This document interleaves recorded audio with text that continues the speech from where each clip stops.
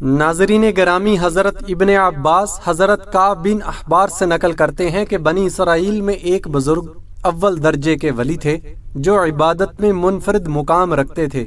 یہ ایک عرصہ تک اپنی خانقاہ میں عبادت کرتے رہے۔ ان کے پاس روزانہ صبح و شام ایک بادشاہ وقت حاضری دیا کرتا تھا اور ان سے پوچھا کرتا تھا کہ آپ کی کوئی ضرورت ہے؟ تو وہ جواب دیتے، اللہ میری ضرورت کو خوب جانتے ہیں۔ ایک مرتبہ ان بزرگ کے پاس مغرب کے وقت ایک عورت آئی جو نہایت حسین و جمیل تھی۔ اس عورت نے پکار کر کہا، اے اللہ کے بندے۔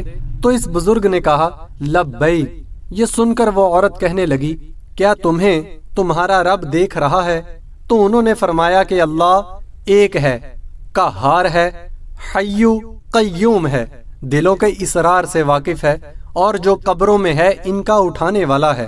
عورت یہ سن کر کہنے لگی، مجھ سے میرا شوہر دور ہے، اس لیے مجھے ایک رات کے لیے اپنے پاس ٹھکانہ دے دو۔ بزرگ نے یہ سن کر اس عورت سے کہا کہ اوپر آ جاؤ۔ پس وہ عورت اوپر چڑھ گئی اور اس بزرگ کی خانقاہ میں پہنچ گئی۔ وہاں پہنچنے کے ساتھ ہی اس عورت نے اپنے جسم سے کپڑے اتار پھینکے اور ننگی کھڑی ہو گئی اور اس عابد کے سامنے اپنا ننگا بدن ظاہر کر دیا۔ یہ منظر دیکھ کر اس بزرگ نے اپنی آنکھیں بند کر لیں اور فرمایا، تو تباہ ہو جائے، اپنے آپ کو ڈھانپ لے۔ یہ سن کر اس عورت نے جواب دیا، تیرا کیا جاتا ہے اگر تو آج رات مجھ سے فائدہ اٹھا لے۔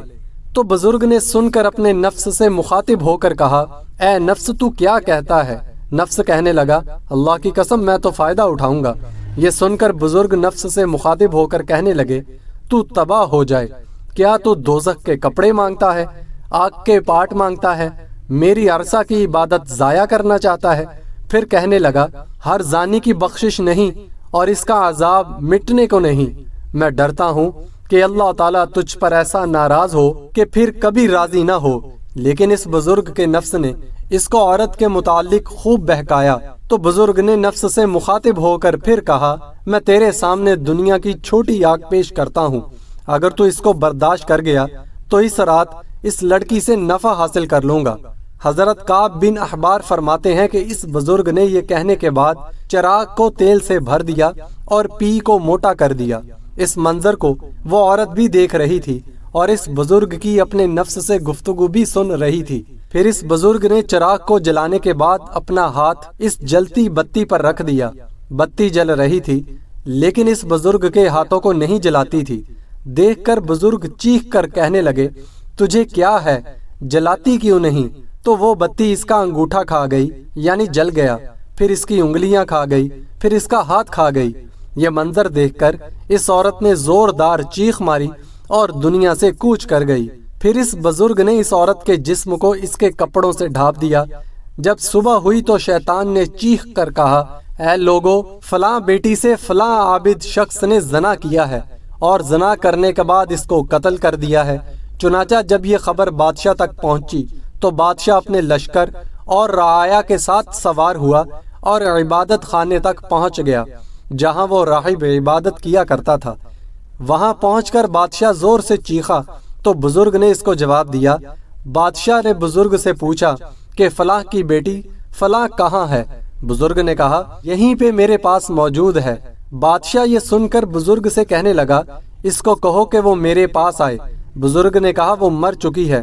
یہ سن کر بادشاہ کہنے لگا، چونکہ وہ زنا کے لیے رضامند نہیں ہوئی، حتیٰ کہ تو نے ایک جان کو قتل کر دیا جس کو اللہ تعالیٰ نے حرام قرار دیا ہے۔ پھر بادشاہ نے غضبناک ہو کر اس عبادت خانے کو گرا دیا اور عابد کی گردن میں زنجیر ڈالی اور اسے گھسیٹنے لگا، اور عورت کی لاش کو وہاں سے اٹھا دیا گیا اور اس عابد خانے کو گرا دیا گیا۔ اس وقت کے لوگوں کا دستور تھا کہ زانی کو آرے کے ساتھ چیر دیا کرتے تھے۔ بزرگ کا ہاتھ جو رات کے واقعہ میں جل گیا تھا، اسے بزرگ نے ہاتھ کی آستین میں چھپایا ہوا تھا، اور وہ بزرگ واقعہ کی حقیقت کسی کو نہیں بتا رہے تھے۔ چنانچہ آرے کو بزرگ کے سر پر رکھا اور جلادوں کو حکم دیا کہ آرا چلا دو۔ چنانچہ حکم ملتے ہی جلادوں نے تعمیل کی اور آرا چلا دیا۔ جب آرا بزرگ کے دماغ تک پہنچا تو اس کی آہ نکل گئی۔ اللہ تعالیٰ نے جبرائیل علیہ السلام کی طرف وحی نازل فرمائی کہ اس کو کہو، کچھ نہ بولو، میں تیرا صبر دیکھنا چاہتا ہوں۔ اس کے صدمے نے میرے عرش برداروں کو، میرے آسمان کے مکینوں کو رلا دیا ہے۔ مجھے میرے غلبے اور جلال کی قسم، اگر اس عابد بزرگ نے دوسری مرتبہ آواز نکالی تو میں آسمانوں کو زمین پر گرا دوں گا۔ چنانچہ اس عابد نے دوسری مرتبہ آہ نہیں نکالی اور نہ کوئی بات بتائی، حتیٰ کہ اس حالت میں اس کا انتقال ہو گیا رحمت اللہ علیہ۔ چنانچہ جب وہ فوت ہو گئے تو اللہ تعالیٰ نے اس مردہ عورت میں روح ڈالی جو عابد بزرگ کا عمل دیکھ کر دنیا سے کوچ کر گئی تھی۔ تو اس عورت نے لوگوں سے مخاطب ہو کر کہا، اللہ کی قسم یہ مظلوم ہو کر فوت ہوا ہے، اس نے زنا نہیں کیا تھا اور میں ابھی تک کنواری ہوں۔ اس کے بعد اس عورت نے گزشتہ رات کا سارا واقعہ لوگوں کے سامنے نقل کیا، تو یہ سن کر جب لوگوں نے اس کا ہاتھ نکالا تو جیسا لڑکی نے بتایا تھا ویسا ہی جلا ہوا تھا۔ یہ دیکھ کر لوگ کہنے لگے کہ اگر ہمیں علم ہوتا کہ اصل حقیقت کیا ہے تو ہم کبھی بھی اس کے جسم کو نہ چیرتے۔ عابد دو ٹکڑے ہو کر زمین پر گرا پڑا اور لڑکی بھی جیسے پہلے مردہ تھی ویسے ہی ہو گئی۔ پھر ان دونوں کو دفنانے کے لیے قبریں کھودی گئیں تو اس میں کستوری، عنبر اور کافور کی خوشبوئیں مہک رہی تھیں، اور پھر ان کا جنازہ پڑھنے کے لیے ان کی میتوں کو لایا گیا تو ان کو آسمان سے کسی نے منادی کی، جس کا ترجمہ یہ ہے کہ صبر کرو یہاں تک کہ فرشتے ان کا جنازہ پڑھ لیں۔ اس کے بعد لوگوں نے ان کا جنازہ پڑھا اور دفن کر دیا۔ پھر اللہ تعالیٰ نے ان کی قبر پر چمبیلی کو لگایا اور لوگوں نے ان کی قبر پر تختہ دیکھا جس پر لکھا ہوا تھا کہ شروع اللہ تعالیٰ کے نام سے جو بہت بڑا مہربان اور رحم کرنے والا ہے۔ اللہ عز و جل کی طرف سے، اپنے بندے اور اپنے ولی دوست کی طرف سے، میں نے اپنے عرش کے نیچے ایک عنبر لگایا اور اپنے فرشتوں کو گواہ بنایا کہ میں نے جنت الفردوس کی 50,000 عورتوں سے اس ولی کا نکاح کیا، اور میں اپنے فرما برداروں اور مقربین کو ایسے ہی انعام و اکرام سے نوازتا ہوں۔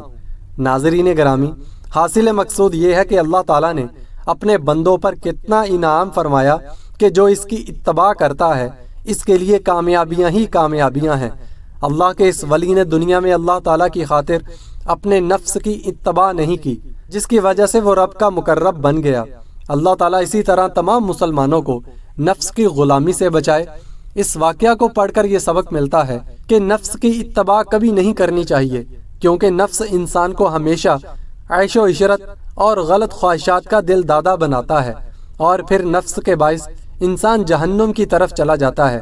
نیز آپ اس واقعے سے اندازہ لگا سکتے ہیں کہ زنا پہلی امتوں میں کتنا فتی اور برا فعل سمجھا جاتا تھا، اور اس کی سزا ان لوگوں نے کتنی سخت رکھی تھی، اور اس عابد نے اپنے جسم کو اتنی شدید تکلیف میں مبتلا کیا، لیکن جہنم کے خوف کی وجہ سے زنا کی طرف نہیں گیا، کیونکہ وہ جانتا تھا کہ جہنم کی ہولناکیاں اپنے اندر کتنی شدت رکھتی ہیں، اور جہنم کی آگ کتنی سخت ہے، جس کے بارے میں اللہ تعالیٰ فرماتے ہیں کہ وہ سب سے بڑی آگ ہے، اور حدیث شریف میں ہے کہ تمہاری یہ دنیا کی آگ دوزخ کی آگ کا 70واں حصہ ہے۔ اے مسلمانان عالم، زنا کی شدت اور ہلاکت خیزیوں کا اندازہ قرآن و حدیث اور تاریخ اسلام کے واقعات میں آئے ہوئے ان کھلے اور واضح احکامات کو پڑھ کر ہو جاتا ہے، جس سے ہر مسلمان کو یہ فکر کرنی چاہیے کہ وہ اس گناہ عظیم کا مرتکب ہونے سے بچے۔ اللہ تعالیٰ نے انسان کی ہدایت کے لیے واضح راستے بیان کر دیے ہیں، جن پر چل کر انسان خود کو عذاب علیم، دردناک عذاب سے محفوظ رکھ سکتا ہے۔ پس عقل مند وہی ہے جو گناہوں کی اس پرخار وادی سے اپنا دامن بچا کر گزر جائے۔